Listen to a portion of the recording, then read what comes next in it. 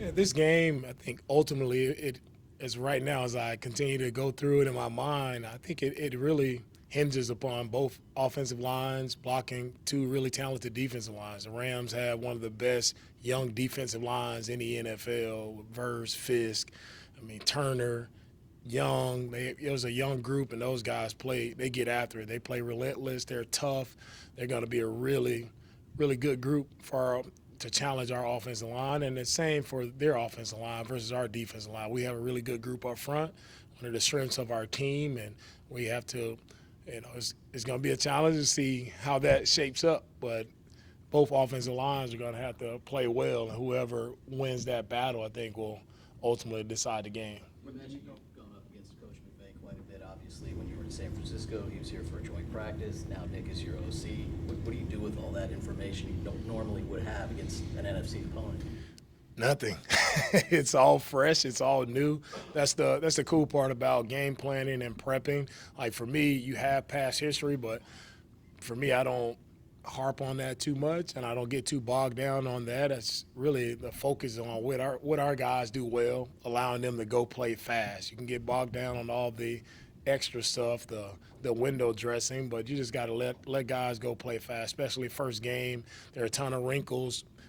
Their guys haven't played in the preseason at all, so it'll be the first time we see their outfit out, and we'll see, how they're utilizing guys, where they're going to use Devontae Adams, how does Puka, what is his role, so it's a lot of unknown, especially with these guys. So, I don't go in trying to figure it all out. I let our guys, do the talking. I let our guys just play ball, play fast, play relentless, and let's see, who comes out on top. DeMeco, can you talk about your level of excitement as you get ready to approach this season and year 3 for yourself? No, I'm fired up for the season. Like we work tirelessly all through the off season, where the free agency, draft, training camp, we work tirelessly to get to this moment, right? And we're here. Like you get 17 opportunities that you're guaranteed. So how are you going to take advantage of them? One at a time. Like how does our team take advantage of the opportunity, and how does our team grow throughout the season? That's what I'm most excited about. Every year is different. Every team is different. I'm excited to see what the 2025 Texans, how we look, how we show up on Sundays. I mean, I'm fired up. There's no better time than football time, as everybody can feel that excitement in the air from watching college football over the weekend and now getting ready for the first NFL game this Thursday. Man, football is in the air, and we're excited it's back.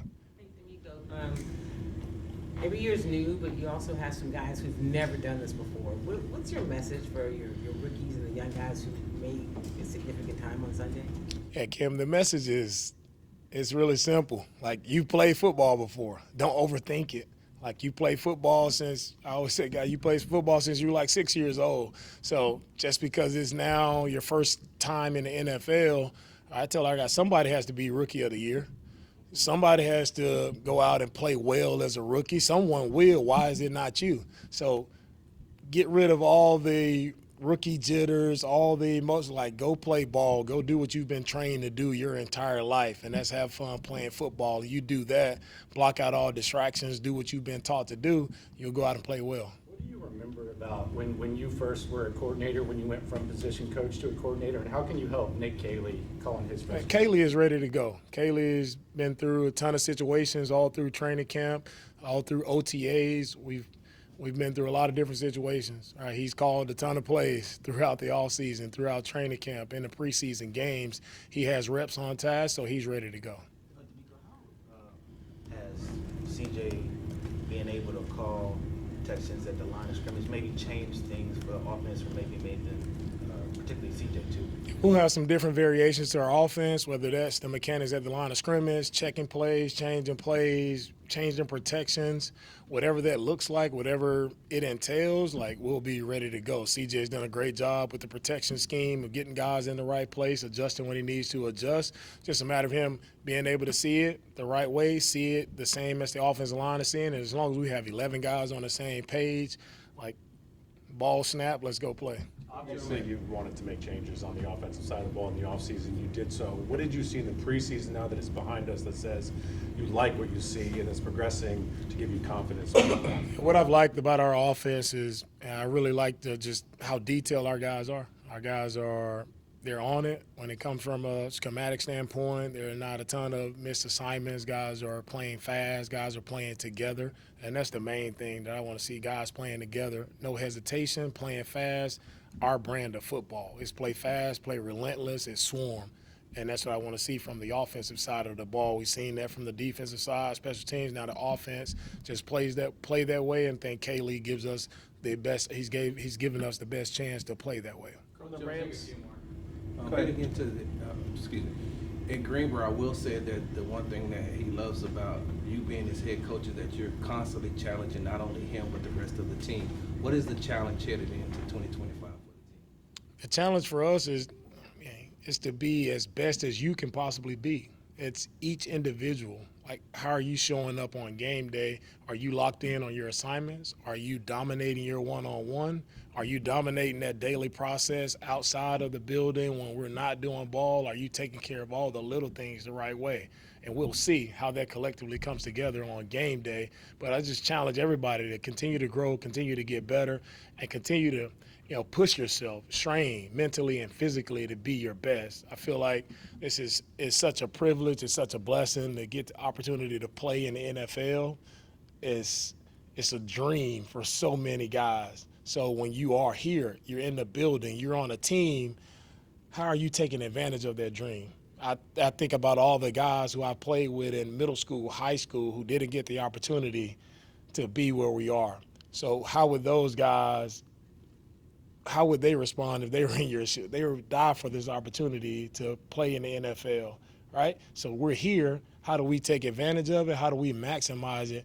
And how do we just represent for the city of Houston, right, to make our fans proud of what we're doing? From a blocking standpoint, with the Rams personnel, especially Jared Burris and Braden Fisk, what are some of the challenges of their defense with those guys in mind? Yeah, their defense it starts up front with their defensive line. Those guys play relentless. I scouted all those guys, really like the mindset that they bring to the football field. They're all relentless, and they're going to bring it every snap. There's no let up with their defensive line. They play tough. They play physical. So we're gonna have our work cut out for us up front, but we're ready for that challenge. You mentioned the dream. Obviously, the dream for Damon was to make the 53, didn't make it, but to give him that phone call to make the practice squad is a big step for him. What was that phone call like, and just this moment, if he was able to kind of share the emotions of being in the league? Yeah, Damon is very thankful for his opportunity, right, to be in the league and to get that taken away from you, right? I'm happy to be in a position to give a guy like Damon, right, who has had some mistakes in life, as we've all had mistakes in life. I'm just happy to be in a position to give someone like him another crack at it, right, to show that you can grow, you can improve, you can be better. We are all worthy of another chance, right, no matter where we are in life. And so Damon is taking advantage of that. He's here on the practice squad, has continued to work to improve, and he's fired up to be in the position he's in to hopefully somewhere along the season get out there and help us win a game.